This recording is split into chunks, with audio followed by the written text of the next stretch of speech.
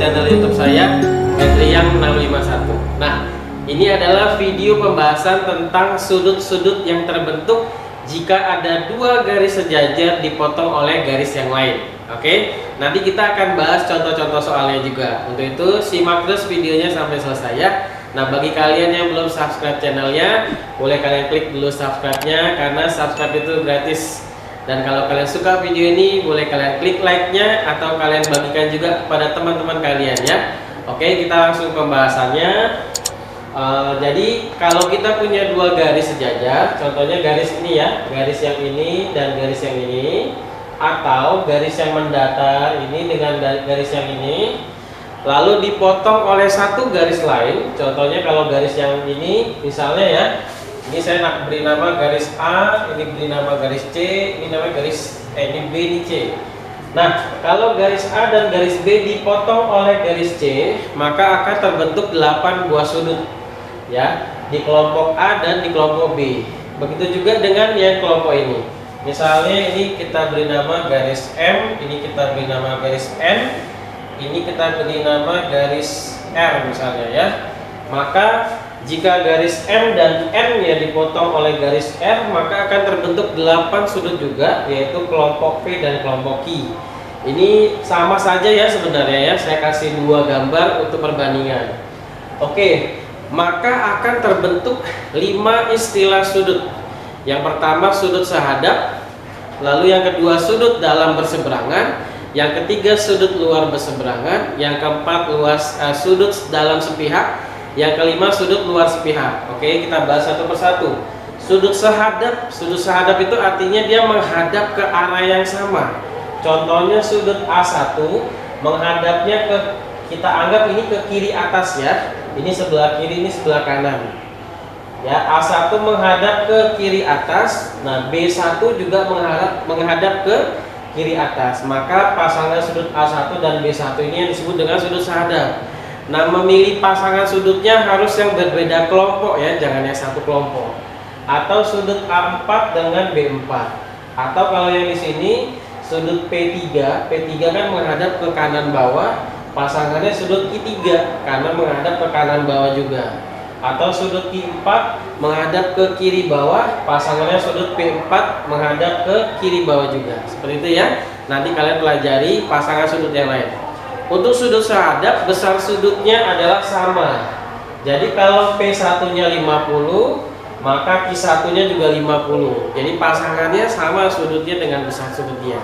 Oke. Yang kedua sudut dalam berseberangan. Jadi ada istilah sudut dalam dan sudut luar. Sudut dalam itu sudut yang dibatasi oleh dua garis sejajarnya. Contohnya ini garis sejajarnya A dan B. Yang disebut dengan sudut dalam adalah yang ini. Ini namanya yaitu A2B1, A3B4 ya. Nah, berarti yang sudut luar itu yang A1 A4 sama B2B3. Begitu juga dengan yang ini.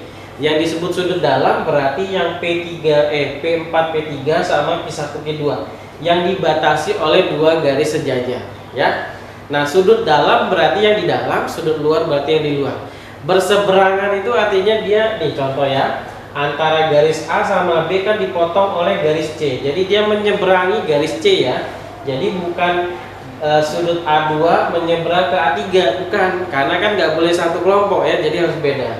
Jadi contohnya A2 menyeberang ke B4, B1 menyeberang ke A3, atau P4 menyeberang ke Q2, P3 menyeberang ke Q1. Itu namanya sudut dalam berseberangan. Kalau untuk sudut luar berseberangan berarti sudut yang di luar tapi berseberangan.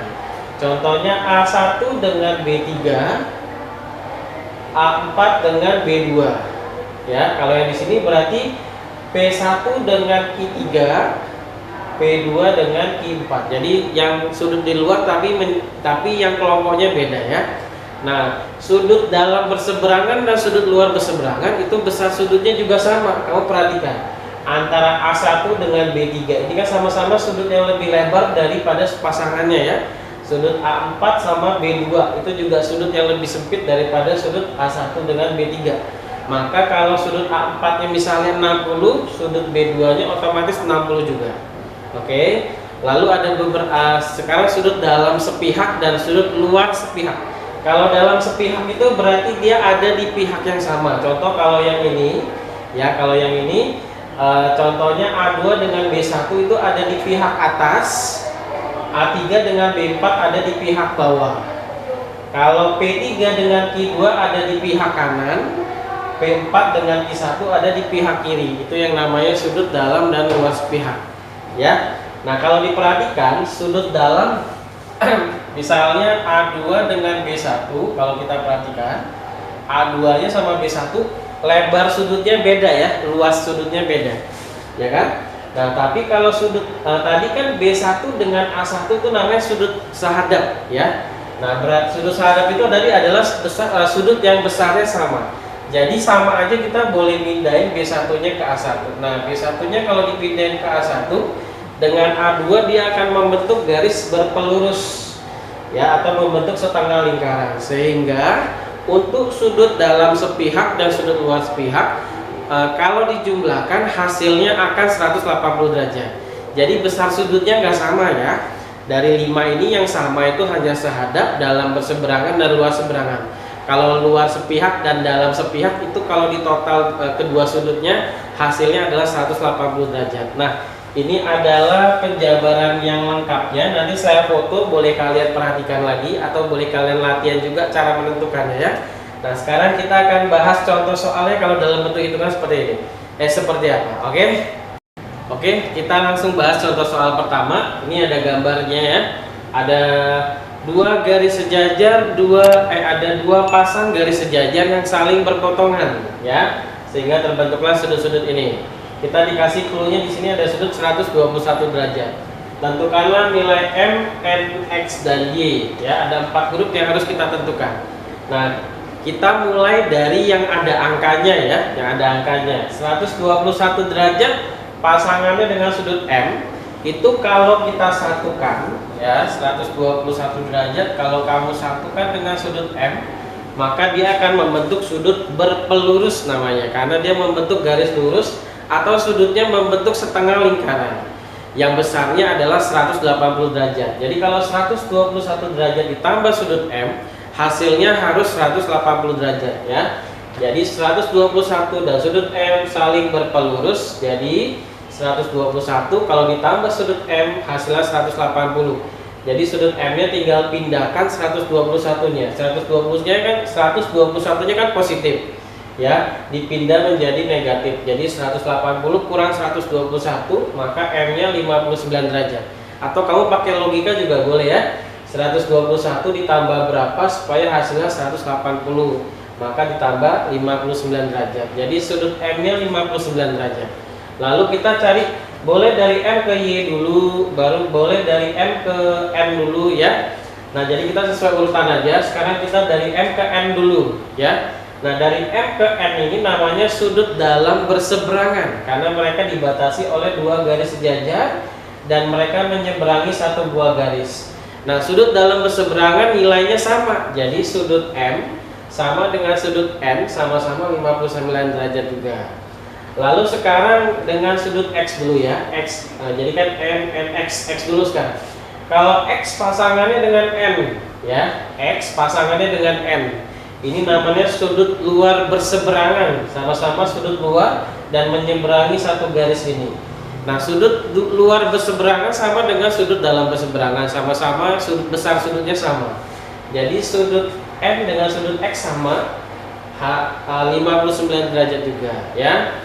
Lalu sudut X dengan sudut Y itu boleh juga berhubungan, sama-sama sudut, namanya sudut luar berseberangan. Atau sudut M dengan Y itu juga berhubungan juga. Kalau M dengan Y namanya sudut dalam berseberangan. Kalau X dengan Y namanya sudut luar berseberangan. Jadi sama aja ya.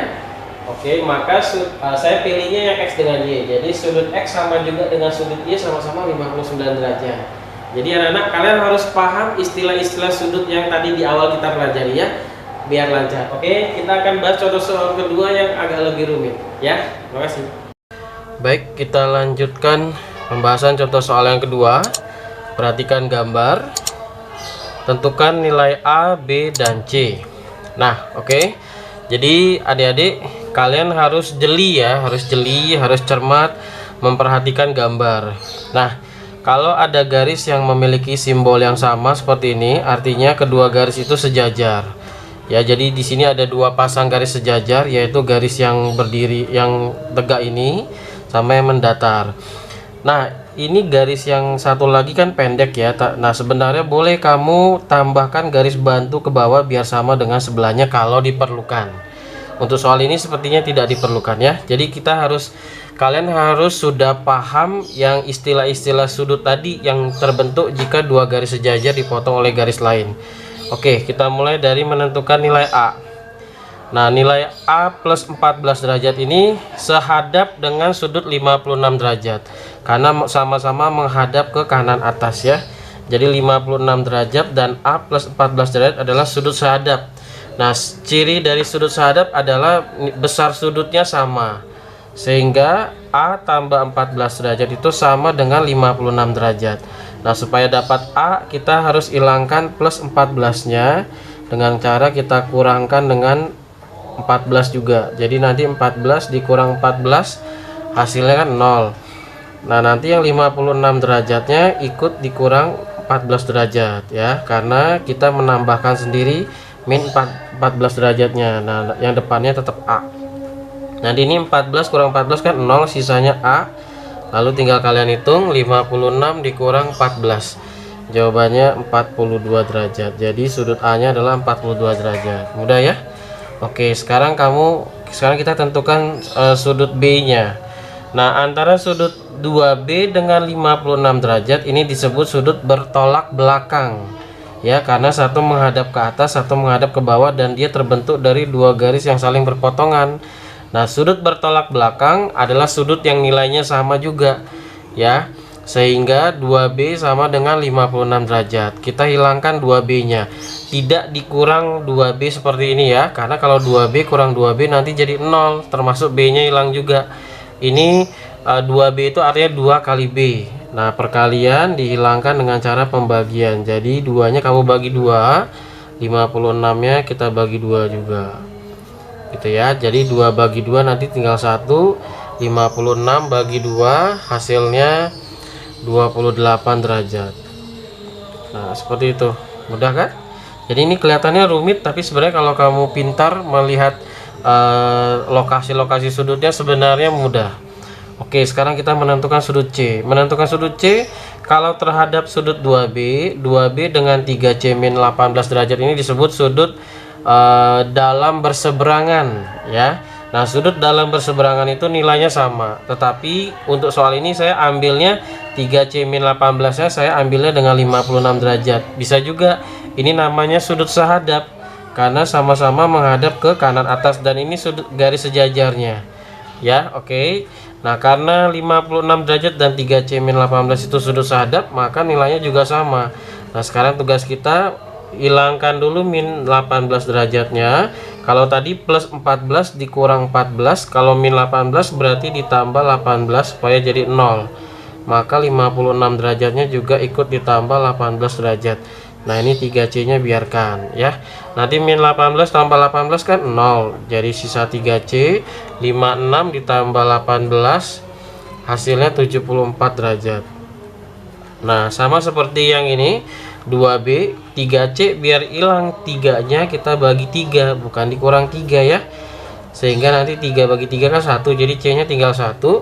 Lalu 74 dibagi 3 hasilnya 24,67. Nah, nggak apa-apa koma ya. Oke, seperti itu aja. Oke, mudah-mudahan paham ya. Terima kasih. Baik, kita lanjutkan pembahasan contoh soal ketiga. Nah, perhatikan gambar. Ini gambarnya seperti ini. Diketahui garis L dan M saling sejajar, serta sudut A 105 derajat dan sudut C 160 derajat. Hitunglah besar sudut B. Nah, yang ditanya adalah besar sudut B yang ini ya. Oke. Nah, di sini kita punya dua garis sejajar, yaitu garis L dan M. Nah, ini kamu boleh menambahkan panjang garis L dan garis M nya ke belakang lagi ya, dengan menggunakan garis bantu putus-putus aja, jangan penuh ya, karena ini hanya garis bantu. Tujuannya buat apa? Supaya kita bisa menentukan sudut yang lain untuk membantu kita mencari sudut AB-nya. Oke, yang sudut garis M-nya juga kita tambah-tambahin. Jadi garis-garisnya boleh kamu panjang-panjangin. Ini juga boleh kita panjang-panjangin ke atas sana, gak apa-apa ya. Oke. Nah, jadi pertama kita hitung dulu garis yang ini ya, sudut yang ini. Misalnya kita beri nama ini sudut X. Nah, ya kita hitung dulu sudut X. Sudut X dengan 160 derajat ini adalah sudut berpelurus karena dia membentuk garis lurus yaitu garis L ya. Jadi X kalau ditambah dengan 160 derajat itu hasilnya adalah 180 derajat. Maka sudut X nya kalau pakai logika mudah ya, 20 derajat karena 20 tambah 160 180 kan. Tapi kalau mau pakai aljabar, 160 derajatnya kita kurang dengan 160 derajat supaya jadi 0. Lalu 180 derajatnya juga dikurang 160 derajat. Nanti kan ini tinggal 0, sisanya X 180 kurang 160 20 sama aja kan. Nah, jadi ini 20 ya, ingat ya. Lalu ini kamu perhatikan. Jadi kita akan mencari sudut segitiga yang ada di sini dulu. Kenapa? Karena nanti 180 dengan sudut yang satunya lagi yang di sini itu akan membentuk sudut berpelurus juga ya. Misalnya ya kamu perhatikan segitiga ini. Kan ada 3 sudut ya. 1 2 3. Nah, kita beri nama yang ini sudut Y misalnya, yang ini sudut Z. Kalau kamu bisa menentukan sudut Z, nanti tinggal 180 kurang sudut Z dapat sudut B seperti itu ya. Nah, sekarang 105 dengan sudut yang di belakang sudut Y ya, 105 dengan yang di belakang sudut Y ini namanya sudut dalam berseberangan. Sudut dalam berseberangan itu sudut yang besarnya sama karena garis sejajarnya yang M sama L dipotong oleh garis yang ini ya. Jadi 105 derajat dengan sudut yang di atas ini adalah sudut dalam berseberangan. Nah, sehingga kalau ini 105 ini juga 105.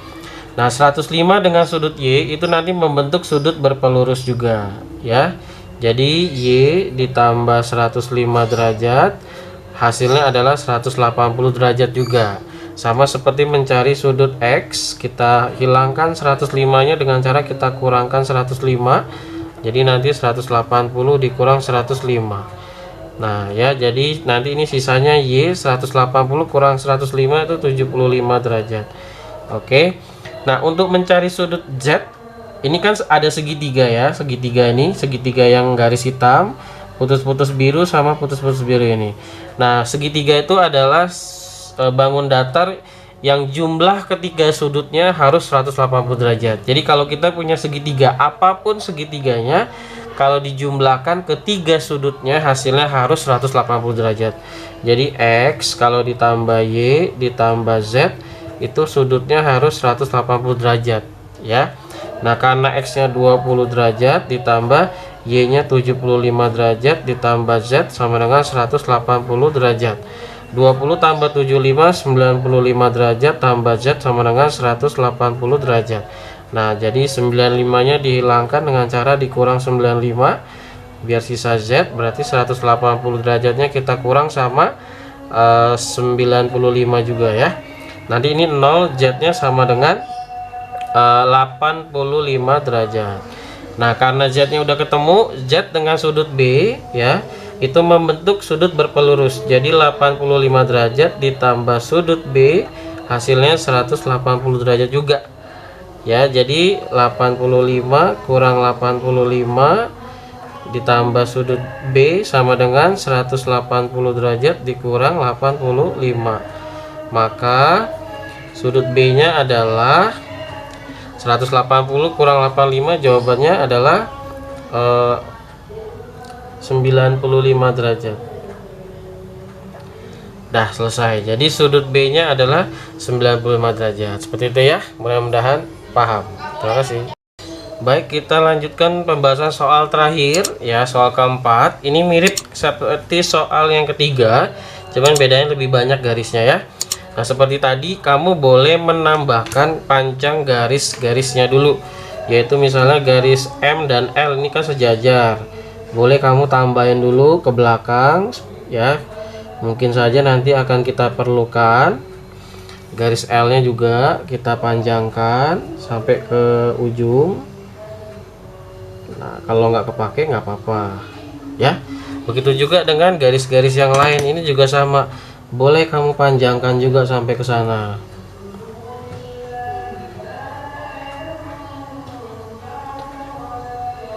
Nah, yang ini juga sama, ini juga boleh dipanjangkan sampai ke sana ya.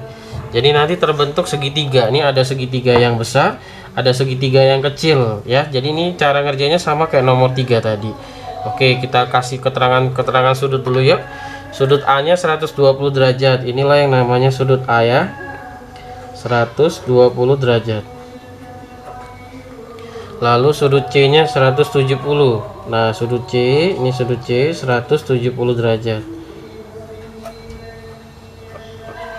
Sudut D 115 derajat. Ini namanya sudut D 115 derajat. Tentukanlah nilai dari sudut A tambah sudut B tambah sudut C tambah sudut D. Ternyata yang belum ada adalah sudut B-nya ya. Sudut B-nya kita cari dulu. Nah, bisa menggunakan cara seperti yang tadi. Kamu cari dulu sudut yang ini ya, cari dulu sudut yang ini. Nah, untuk cari sudut yang ini kita harus cari sudut yang ini dulu, sudut yang ini dulu ya. Untuk cari sudut yang ini kita harus cari sudut yang ini dulu ya. Jadi banyak sudut yang perlu dicari lagi. Oke, kita mulai dari mencari sudut ini ya. Kalau mau nyari sudut ini, kamu harus cari sudut ini dulu nih ya. Nah, yang ini dulu. Misalnya gini, kita kasih nama A. Nah, sudut A dengan 115 derajat itu adalah sudut berpelurus ya. Jadi kalau A ditambah 115 derajat itu hasilnya adalah 180 derajat. Nah, A ditambah 115 dikurang 115 sama dengan 180 kurang 115 gitu ya. Seperti cara yang tadi. Jadi 180 kurang 115, jawabannya 65 derajat. Jadi sudut A nya 65 derajat. Lalu kita nyari sudut yang ini yuk. Nah, ini kita beri nama sudut B. Sudut B dengan sudut C itu sudut berpelurus juga. Jadi B ditambah 170 derajat sama dengan 180 derajat. Ya, jadi caranya gini-gini aja ya. Yang rata-rata dia sudut berpelurus atau sudut segitiga. Ya, ini dikurang 170 sama dengan 180 dikurang 170. Jadi nanti sudut B-nya adalah 10 derajat. Oke, sekarang kita nyari sudut C yang ini ya. Kita cari yang ini. Misalnya ini sudut C. Nah, antara sudut A dan sudut B dan sudut C itu dia membentuk 180 derajat karena dia adalah segitiga. Ya, jadi 65 ditambah 10 ditambah C sama dengan 180 derajat. 75 tambah C sama dengan 180 derajat ya. Jadi 75 derajat kurang 75 derajat ditambah C sama dengan 180 derajat dikurang 75 derajat.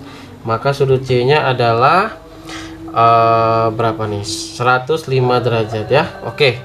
Nah, udah dapat sudut C, kamu bisa nyari sudut yang ini. Misalnya yang ini kita beri nama sudut D ya.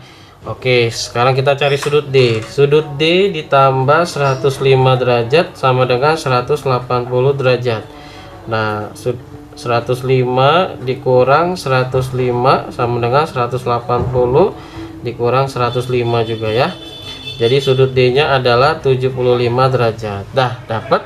Sekarang nyari sudut yang ini. Ini namanya sudut E. Nah, sudut E itu gimana nyarinya? Kalau ini 120, yang ini juga 120. Nah, karena sudut ini dengan sudut ini adalah sudut dalam berseberangan ya. Jadi ini sudutnya 120 derajat. Nah, E ditambah 120 derajat sama dengan 180 derajat. E ditambah 120 derajat dikurang 120 derajat sama dengan 180 derajat dikurang 120 derajat. Jadi E nya adalah 60 derajat ya. Oke. Nah, sekarang yang terakhir ini yang F. Nah, sudut E ya gimana di sini aja ya. Oke. Nah, ini agak panjang karena saya terlalu detail ya, supaya banyak yang paham. Jadi sudut E ditambah sudut D ditambah sudut F sama dengan 180 derajat karena dia membentuk segitiga ya. Nah, tadi sudut D nya 75, Sudut E dulu ya, sudut E 60 ditambah 75 ditambah sudut F sama dengan 180 derajat. Berarti ini 135 derajat ditambah F sama dengan 180 derajat. Nah, 135 derajat dikurang 135 ditambah F sama dengan 180 dikurang 135. Jadi sudut F-nya adalah 180 dikurang 135. Jawabannya 45 derajat. Terakhir kita nyari sudut B ya.